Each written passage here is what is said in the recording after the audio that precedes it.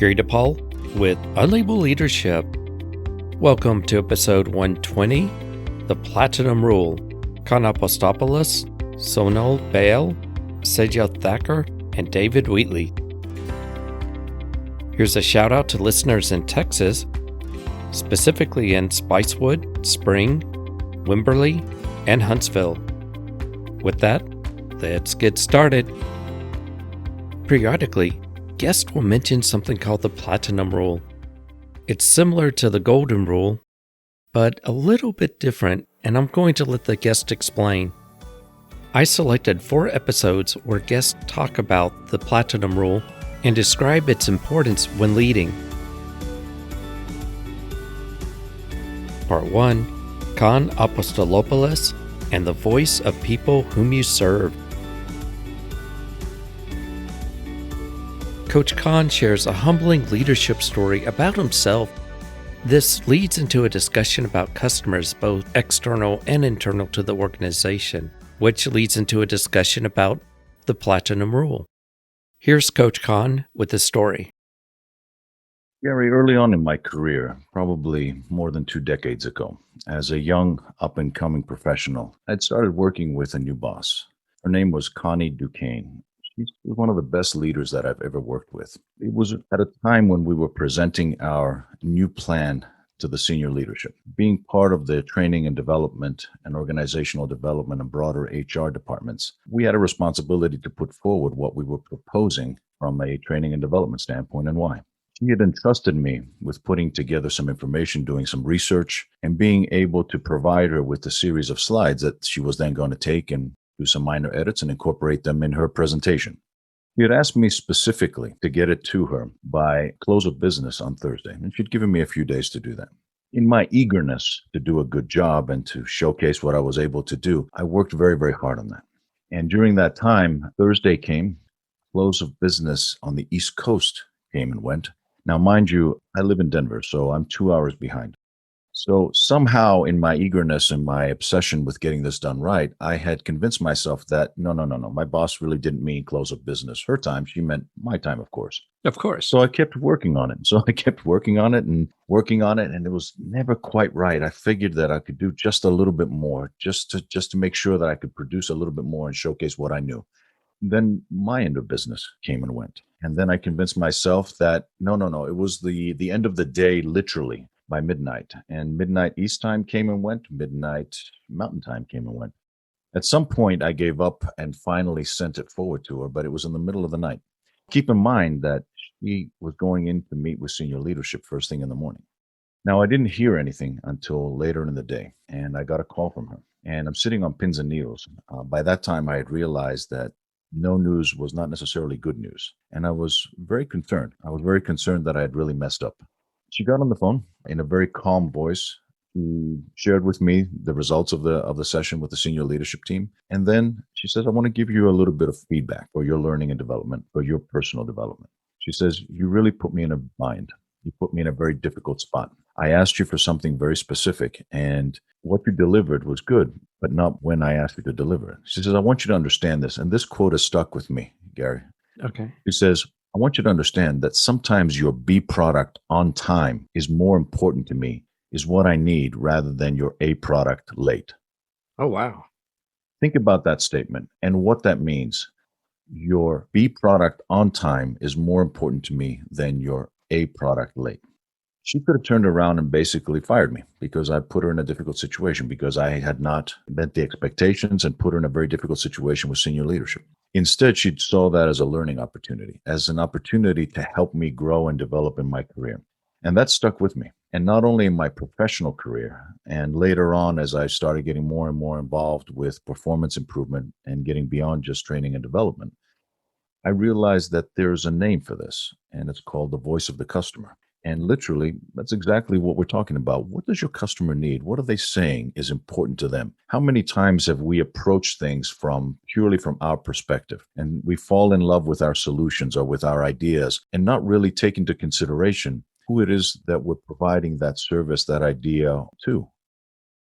There's one point in particular that reminded me of one of the leadership beliefs that goes something like this. Allowing teams to make mistakes enables them to be open with their mistakes and learn from the experience. And it sounds like this was a great example of making a mistake, learning from it, and then expanding that to thinking about the voice of the customer. I like that perspective. And too often we don't think of our internal customers, including our colleagues that work with us and the person we report to, thinking of them as customers. Yeah, and expand that beyond that, because to me, I took that lesson not just in my professional career. There's multiple stories that I could share with you where that played into it. One thing I wanted to illustrate is that this made a profound difference for me in my personal life.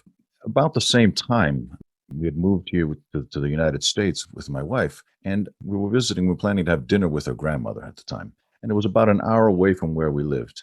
Grandma had asked us to join her for dinner at 5 o'clock. Now, the cultural differences between myself being Greek and my wife being red-blooded American gal are very, very distinct as from a cultural standpoint as far as time management goes. And that could be a whole nother episode unto itself, to be honest with you. The important point here is that being an hour away, you would think that what time should we be there? Well, at least a few minutes before 5, I would think, for dinner. I mean, any normal person would assume that here culturally. Well, to me, 4:30, I'm getting in the shower to try to get ready. By that time, my wife was very, very upset with me. She said, "You're disrespecting me. You are disrespecting my family, and you're not taking into consideration what matters to me."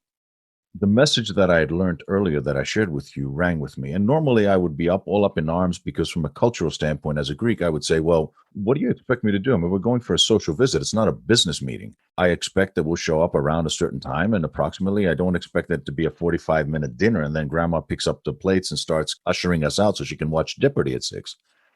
Mind you, that's what happened. But beside that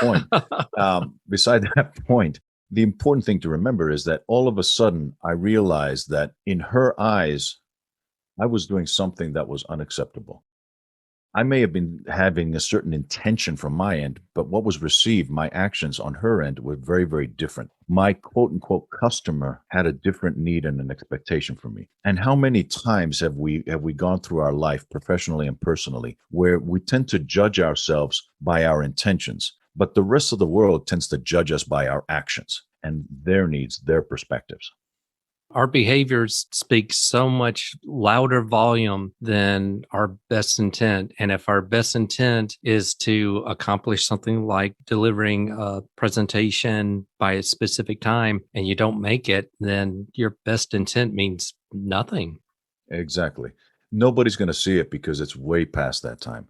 For you and for me, now that we have, a certain experience under our belt, I'm sure that the first question that we ask when somebody asks us to present is, who's the audience and what are their needs? It reminds me of another belief that employees serve customers before serving management. Mhm. It's a slightly different viewpoint.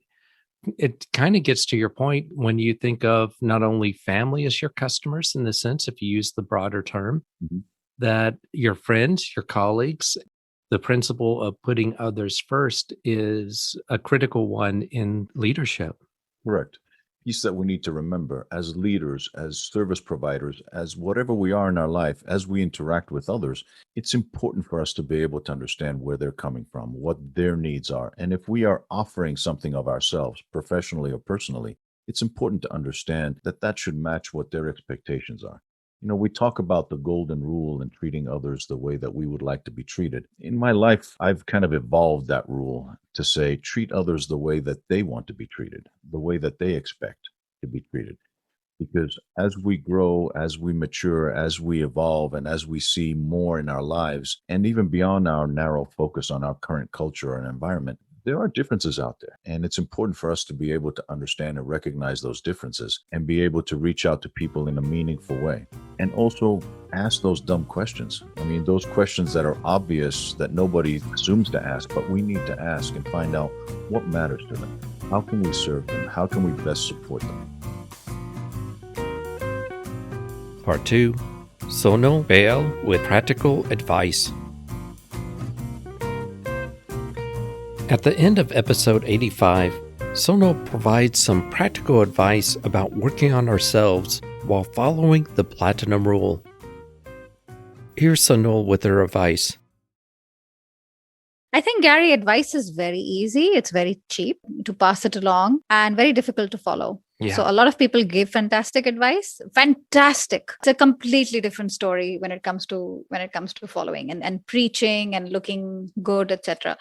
As you heard in the first two parts, my advice tends to be rather down to earth, tangible, practical, tactical, because I want to be able to understand it before I explain it. Because if there's one thing I'm allergic to is big buzzy words. People's eyes roll when they listen to agility and emotional intelligence. Yeah, what does that mean? Before thinking about leading anyone, how about going back and leading yourself? We have this thing that fancy people like you with a PhD call emotional intelligence. So Yeah. we also have intelligent quotient, so IQ. So EQ, emotional, and IQ. There's so much research out there, Gary, about which one is inherited, which one you're born with. But I think what everybody agrees on is that emotional intelligence, which is comprised of things like self-management, self-awareness, is teachable and learnable. Yeah. That is so key to spend time on. And I want to give a couple of examples here because I feel like people know this stuff, but I want to make this like tangible and concrete. So the first thing you hear people say is treat others how you want to be treated. I'm like, actually, I couldn't disagree more. I could be this remote, happy person to work remote, never come to the office because I have 2 tiny toddlers. But the rest of my team wants to be there 5 days a week. They miss social. It's worth tweaking this to saying treat others how they want to be treated. Because it's not always you, so going back to biblical times, do unto others as you would want them to do. Not always. Coach Khan calls this the platinum rule. And this is definitely not mine. And it's something that I feel now more than ever, it's worth repeating. I can't stress this enough, leading yourself, self-management, self-awareness, because I'm sure you see this, Gary, we live in a very triggered society. Yes. Anytime on social media, someone's offended. Someone's angry, like really angry. You can see the smoke coming out of their ears. It's like, okay, calm the heck down. What's going on? If the emotional intelligence is there and you're in tune with what's going on and you know what matters, you won't be that trigger crazy. The absence of this has resulted in so many things. I'll give you a couple of examples, and I'm seeing this now with my clients, my one-on-one senior leadership clients. It's horrific for me. One of them tells me 2 days ago, and he's a senior, he's a group head of risk and compliance. He tells me his boss told him last week he needs to fill out a timesheet. Oh, wow. Gary, yeah. There's trust issues there. The boss is scared of something. The boss has fear, so all of that, not knowing yourself, not being able to lead yourself, it translates into really bad management practices that make people leave. This is the first one on learn emotional intelligence, learn about yourself. You're going to thank yourself in the long run. The second one is when people say leading organizations. Are you familiar with Star Wars? Oh, yeah. Yeah. So do you remember Clone Wars? Do you remember the army? They all are in that white uniform. When people say organization, I think of Clone Wars. I'm like, according to me, you don't lead an organization. You lead one person at a time. And that person leads other people. That has a ripple effect, positive or negative. The organization is comprised of individuals and they have very unique needs, talents, skills. The more personalized it is, the better it is. And the more happy they are, the more profitable the company is going to be. Someone tells me, so Sonal, I need a little help. I have an interview with Google tomorrow. I'm like, no, you don't.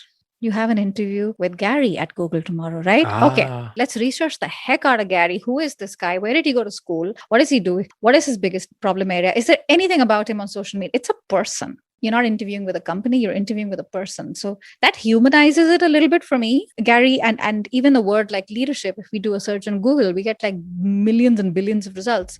The more personalized it is, it means a lot more, Yeah. Like I can almost touch it. I can almost smell it and taste it. And then I'm like, yeah, I get it. I think I got what this means. Part 3, Sejal Thakkar and learning what people need. At the end of episode 74, Sejal advises us to start thinking about other people in terms of the platinum rule instead of the golden rule. Here's Sejal with her advice. we all shift our mindset. So I think a lot of us, when we grew up and when we were looking at how do we be better to each other, right? So I look at leadership that we're all leaders, each and every single one of us. We've all grown up with what we've heard as the golden rule. Yeah. Treat other people in the way that we want to be treated. And I'm really out there saying we need to shift over to the platinum rule, which is let's get into the habit of treating others in the way that they want to be treated. And the only way we can do that, Gary, is by getting to know people and what they need. So again, that comes back to making time to have meaningful connections and relationships with other people. So let's get on board with the platinum rule and treat other people in the way that they want to be treated. Meet them where they are. Yep. The platinum rule, it's so important. And it kind of resonates with just consultancy and what people do. If you're really good at consultancy, then you're doing that. You're trying to not sell a commodity or one purpose meets all kind of a thing, but you're really trying to figure out, well, where are these people at? What can I do to meet them where they are to best help them overcome what they're struggling with? Yeah. And I think we just have to take individual responsibility as leaders. And that's the only way we can get collective healing and a movement towards justice for everybody. Let's get that movement going. That's right. I'm with you. Let's do it. Part 4, David Wheatley and a Father's Expectations. In this story, David gives some coaching advice to one of his clients, but it doesn't turn out quite the way he expected it to. But because of what resulted, David's been able to help thousands of people learn from his experience. Here's David with his story. My story, as I was thinking about it, comes from about 6 years ago in some of the work that I was doing with a local family business that's owned by father and son, and I was coaching son. One of the challenges that he got in some feedback was his lack of visibility in the manufacturing plant and the assembly plant that he had. I don't know whether you have the same kind of tool bag I have where you think, hey, this has worked before, so I'll dig into my tool bag and pull one out. But the thing I pulled out was to say, stop parking your car out front by the admin building and start parking it out the back. And that will at least twice a day force you to walk through the plant. And he said, great idea. I like that. And so I went away, a satisfied client, I thought, that month. And then I came back the following month to meet with him again. And I noticed his car was outside the front by the admin building. I went in and I walked down to his office and said, so that didn't work then. And he said, oh, yeah, my dad wants to talk to you.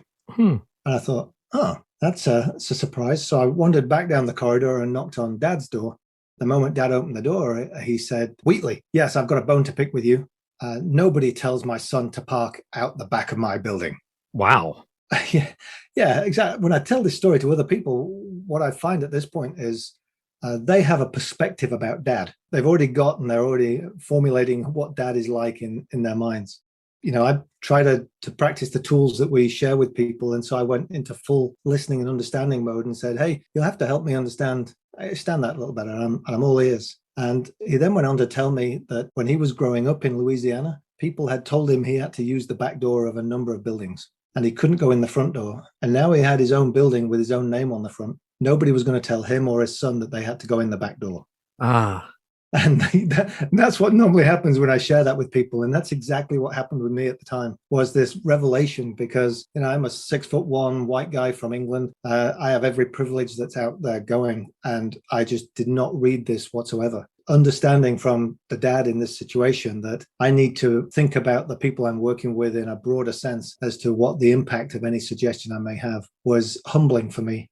It knocked my normally fairly confident self down a little bit that said, okay, I need to be more vulnerable. I need to understand. And both dad and son, I've had some excellent conversations with since about what it's like in their world, how that is, how they operate. But it's always fun to see people, when I tell that story's reaction, which is exactly the same as mine was, which goes from what a jerk to, oh, as you suddenly realize what had gone on in that person's life. I found it confusing. Then I was hearing this and I was wondering, what what is it? What is this person's background? And a lot of times our unconscious bias pictures a plant owner and a plant owner's son. Exactly. If you're a white person, maybe you think this is a white person. Maybe, maybe this is, don't even know if this is Asian or black or, but we have these preconceived notions and visions in our heads that play these tapes when we hear something like that. When something is incongruent with our philosophy, our beliefs, our tapes, it causes confusion. Yeah. And I purposely left that piece of information out for you to do that. And I was facing that information and still was equally as confused until he dropped that line on me and I had the aha moment, which unlocked another level of thinking for me. The interesting thing was some of the conversations afterwards involved how son could get grandson to understand that, because grandson had had somewhat more of a privileged upbringing than dad had. So he wanted to make sure that grandson understood the reasons why that was a good choice as well. So because the name's on the front of the building, nobody's going to make anybody walk in the back door. Because of that experience, that actually strengthened your relationship with the father and the son. I think it did. Actually, the son in this scenario and I talked some more, and I was coaching about 4 Black leaders at the time, and we actually got a group together that would meet for a coffee once a month on a Friday morning, because I found that they were looking for a peer network. I said, if I facilitate this and I arrange it and get it happening, can I come and sit and listen and learn? And they said, absolutely. And they educated me repeatedly on what I was missing in my history because of who I am and how I grew up and where I grew up. And that was enlightening. And I think that only happened because I suddenly switched off my I know everything to I don't understand anything, and was open to listening and understanding this new perspective. My thanks to my guests. If you'd like to learn more about them, go to the show notes. And if you have a question or comment, go to unlabelleadership.com, click the message icon, and leave a voicemail message for up to 1 minute. I'd like to thank those who contribute to the show. Your contributions makes a difference because this is an all-volunteer service. Thank you for listening. This is Gary DePaul. Until next time, lead on.